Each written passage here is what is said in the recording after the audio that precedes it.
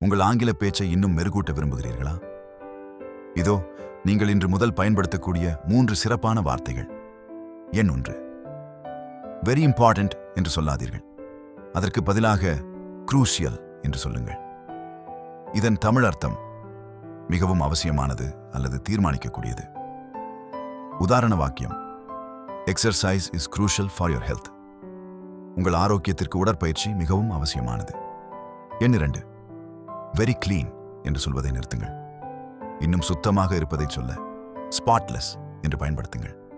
இதன் தமிழ் அர்த்தம் கரையில்லாத அல்லது மிக தூய்மையான. உதாரண வாக்கியம்: her kitchen is always spotless. அவருடைய சமையலறை எப்போதும் மிக தூய்மையாக இருக்கும். எண் 3. வெரி ஃபாஸ்ட் என்று சொல்வதற்கு பதிலாக ரேபிட் என்று முயற்சி செய்யுங்கள். இதன் தமிழ் அர்த்தம் வேகமான அல்லது துரிதமான. உதாரண வாக்கியம்: The company has shown rapid growth. அந்த நிறுவனம் மிக வேகமான வளர்ச்சியை பெற்றுள்ளது.